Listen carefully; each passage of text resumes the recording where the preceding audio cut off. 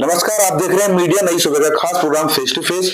और इस समय हम गौतम बुद्ध नगर के नोएडा में मौजूद है। हमारे साथ हैं ठाकुर मनीष जी, जो कि वो बहुत बड़े समाज सेवक भी हैं। आप तो जानते हैं वो बहुत सारी एक्टिविटी करते रहते हैं।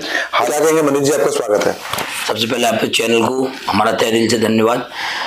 जिस तरीके से माननीय मुख्यमंत्री के आदेश के अनुसार 62,040 भर्तियां निकाली गई थी यूपी पुलिस में, तो उसमें क्या था, शोर समाज के लिए 18 से 22 साल थी, बाकी अन्य जनजाति के लिए 27 साल थे। तो मैं इसका बहुत विरोध हुआ। तो जब विरोध होने के बाद सबसे अच्छी बात यह है, मैं जैन चौधरी का सबसे पहले धन्यवाद करूंगा। भाई RLD से जैन चौधरी जाट बिरादरी से आते हो और भाई चौधरी चरण सिंह परिवार के उसमें है, तो सबसे पहले तहे दिल से इनका धन्यवाद ये है। सबसे पहले जैन चौधरी जी ने कहा कि ये बहुत गलत हो रहा जी सोडो के साथ भी। बाकी पार्टियां सब हैं, संजीव बालियान जी का भी तहे दिल से धन्यवाद। ठाकुर संगीत सोम है, चलो ये तो सोड समाज से ही है, इन्होंने भी आवाज उठाई सबसे पहले। और उसके बाद जीवर से जो विधायक है ठाकुर धीरेन्द्र सिंह, बुलंदशहर से जो विधायक है शर्मा जी, उन्होंने डायरेक्ट योगी जी से मुलाकात करी।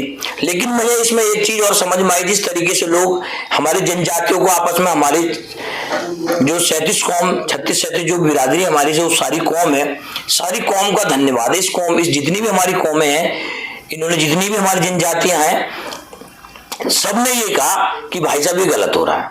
तो माननीय मुख्यमंत्री जी का तहे दिल से धन्यवाद। इन्होंने इसे 22 साल से 25 साल कर दिया, 3 साल बढ़ा दिए। उनके लिए 27 साल से 30 साल कर दिया।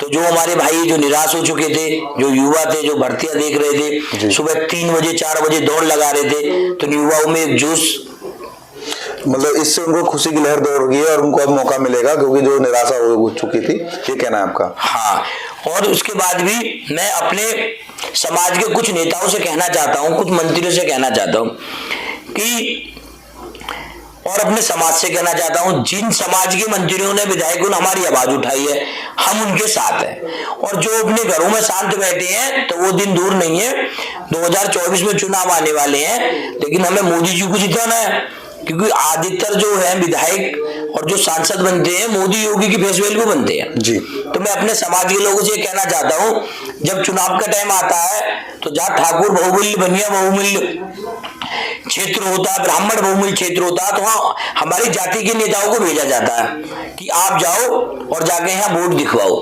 तो मैं अपने समाज में मेरा एक संदेश ये है कि अगर जो चाहे अन्य जनजाति से हमारी आवाज उठा रहा हो, तो हम वोट उसे देंगे।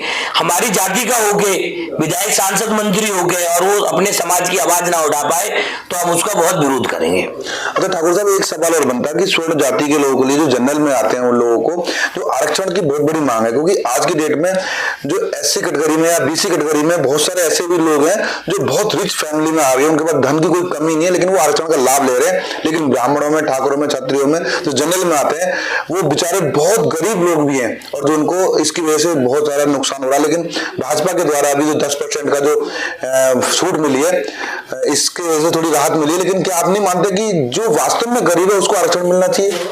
मैं बता देना चाहता हूं, मैंने माननीय प्रधानमंत्री नरेंद्र मोदी जी को अपने खून से पत्र लिख के भेजा था।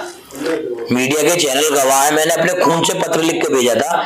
मैंने कहा जो आरक्षण की सीमा है, हर जाति में गरीब है जी। हम ये नहीं कहते आरक्षण हमें दो, मैं कहता हूं जो इस आरक्षण के लायक है, जो गरीब लोग हैं, जहां तक सुविधा नहीं पहुंच पाती है, आरक्षण को हर जनजाति में गरीब तत्व लोग को आरक्षण मिलना चाहिए, और हम उनका समर्थन करते हैं। मैं ऐसे भी आपको IAS IPS बता देता हूं, जो IAS IPS है, जिनके पास कई हजार करोड़ की प्रॉपर्टी है, वो भी आरक्षण ले रहे हैं। और ठाकुर ब्राह्मण बनिया चाहे बिल्कुल गरीब है, बिल्कुल नेता, उसके यहाँ झोपड़ी पड़ी हुई है, खाने को 2 वक्त की रोटी नहीं है, भैया उसे आरक्षण नहीं मिल रहा है। तो मैं देखना चाहता हूँ, आप इसी अनुवाद विदेश चले जाओ, हर जगह सामान्य है जी। भाई जातियां किसने बनाई है? जातियां हम लोगों ने बनाई है ना, जातियां भगवान तो नहीं बनाता। माँ के पेट से तो सब समान है, माँ के पेट से तो सब समान है। तो हमारा कहने का उद्देश्य यही है, माननीय प्रधानमंत्री नरेंद्र मोदी जी से, माननीय योगी जी से, कि जिस तरीके से आरक्षण चल रहा है, इसमें भी समाधान करना चाहिए। जो गरीब तत्व के लोग हैं, जिन्हें इसकी जरूरत है, उन्हें मिलना चाहिए, और जिन्हें इसकी जरूरत नहीं है, उन्हें नहीं मिलना चाहिए, जिससे हमारा समाज का, हमारा भारत देश और ज्यादा आगे जाएगा। और इसके माध्यम से मैं अपने भाइयों से एक अपील और करता हूं कि जिस तरीके से क्रिसमस लोग मनाते हैं, ये क्रिसमस हम लोग नहीं, हमारा नहीं है, ये अंग्रेजों का है। हमारी 25 जनवरी जो होती है वो तुलसी पूजन की होती है जो निकल गई। तो कोई भी भाई क्रिसमस ना मनाए। और जो ये नई साल आती है 1 जनवरी को, ये भी हमारी नई साल नहीं है, ये भी उन अंग्रेजों की नई साल है। तो हमारा अपना ये भाइयों से यही सबसे अनुरोध है कि अपनी जनजाति को देखो अभी फरीदाबाद में गुर्जर महासभा हुई थी। मैं तहे दिल से पूरी गुर्जर बिरादरी का तहे दिल से धन्यवाद देना चाहता हूँ। वहां जगह जगह से पूरे विश्व से लोग पहुंचे, उन्होंने अपनी संस्कृति को जगाया। मेरे हिसाब से कम ज्यादा नहीं थे, 15 से 20 लाख लोगों की भीड़ थी, 10-15 लाख लोग से ज्यादा थे। कोई इतनी ज्यादा पुलिस व्यवस्था भी नहीं थी, लेकिन उन्होंने शांति प्रिय अपना प्रोग्राम करा, अपने बारे में बताया और अपनी जो संस्कृति थी उसे जागरूक करा। जी मनीष जी, एक आपकी बात को मैं काटते हुए मैं विरोध नहीं कर रहा हूँ आपकी बात का, लेकिन हमने किसी क्रिश्चियन से बात की थी इस विषय में कि आप जो क्रिश्चियंस का जो त्योहार मनाते हैं, उनका कहना था कि सेंटा कोई एक विशेष भगवान नहीं है, गॉड नहीं है, एक ऐसा व्यक्ति था कि जो गरीब बच्चे हैं उनको गिफ्ट मिले तो वो खुद से अपने पैसों से उनके लिए गिफ्ट बांटा करता था। और भगवान सेंटा नहीं है, वो गरीबों की मदद करता था। जिस तरीके से हम होली दिवाली पे गरीब बच्चों को कपड़े बांटते हैं, मिठाइयां बांटते हैं, उनका ये वाक्य कहना मतलब था। तो क्या सोचते हैं आप? नहीं, मैं आपको एक उदाहरण दूंगा। अमिताभ बच्चन है जो विमल का करते हैं गुटखे का। जी अमिताभ बच्चन नहीं, सॉरी, ये शाहरुख खान अजय देवगन करते हैं। अमिताभ बच्चन कुरकुरे का करते हैं। जाके देखो इनके घर में कोई कुरकुरे खाता है? नहीं खाता है। बहुत से ऐसे लोगों ने तेल का प्रचार करते हैं, उनके खुद के आदमी के बाल नहीं उगते और वो तेल का प्रचार करते हैं, डाबर आमला तेल लगाओ बाल बड़े हो जाएंगे आपके। तो मेरा यही उद्देश्य है, आज की जो नई पीढ़ी है, पूरे समाज की पीढ़ी से यही उद्देश्य है, सब मिल बांट के रहो।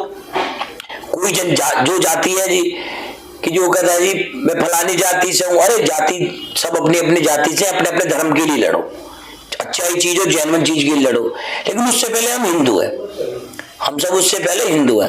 और तो मेरा आपसे यही सबसे ये अनुरोध है, जितने भी हमारे हर जाति धर्म के भाई हैं, मेरा कहना ये, किसी को उकसाने मत आओ।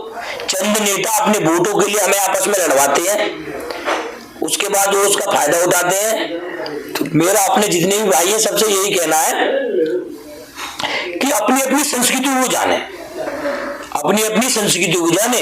जी जिस तरीके से अभी गुर्जर महोत्सव हुआ, उन्होंने अपनी संस्कृति को जाना, तो भाई हर साल वो लोग भी करते हैं और पूरे विश्व से लोग भी आते हैं।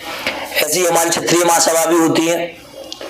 तो अपना एक उद्देश्य, जैसे अपने सब लोग हैं, अगर ये हमारा सब जितने भाई हैं, अगर हम लोगों को जनजाति में ना बांट के हम सब एक इकट्ठा हो जाएंगे तो जैसा हम लोग कहेंगे वैसा ही होगा। आज की डेट में आप देखते हो जम्मू कश्मीर में क्या था पहले, आप बताओ। जब से ये धारा 370 नहीं थी उससे पहले क्या था? वहां पे बिल्कुल जुल्म होता था जी, पत्थरबाजी हुआ करती, पत्थरबाजी होती थी, जुल्म होता था। तो धीरे धीरे समाधान हो गया।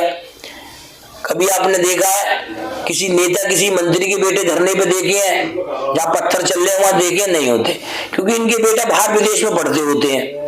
तो इनका काम तो यही है। तो हमारी जो नई पीढ़ी है, जो भी हमारे भाई हैं, सबसे यही कहना, किसी को उकसावे में ना आए और सारी चीज अपना मामला अपनी आंखों से देखें। और लास्ट यही अपने भाइयों से मेरे सबसे यही कहना है कि पुलिस की भर्तियां आ गई है। माननीय महाराज जी का तहे दिल से धन्यवाद, माननीय प्रधानमंत्री जी का धन्यवाद, गृह मंत्री जी का धन्यवाद कि भाई जिन्होंने आवाज सुनी, हमारा दर्द को समझा। लेकिन मुझे बहुत दुख के साथ कहना पड़ रहा है, बहुत दुख के साथ, कुछ हमारे 100 विधायक, कुछ हमारे 100 मंत्री, जिनके मुंह से ये बोल नहीं निकले कि महाराज जी 3 साल और बढ़ा दी जाए। जयंत चौधरी हो गए, संजीव बालियान जी हो गए, ठाकुर संगीत सोम हो गए, उसके बाद ठाकुर देवेंद्र सिंह हो गए, जेवर वाले, बुलंदशहर वाले विधायक हो गए। पूरे उत्तर प्रदेश से बहुत लोगों ने आवाज उठाई, हमारे दर्द को समझा। सभी को तहे दिल से धन्यवाद, सभी को चरण स्पर्श। और जो हमारे कुछ नेता रह गए जिनके मुंह से आवाज नहीं निकली, उन्हें हम चुनाव में बताएंगे। जी धन्यवाद हमसे बात करने के लिए। ठीक है, तो ये थे आज के हमारे खास मेहमान ठाकुर मनीष जी। फिर हम किसी खास मुद्दे पर बात करने के लिए देखना ना भूलें। फेस टू फेस मीडिया नहीं, खासपुर, नोएडा, उत्तर प्रदेश।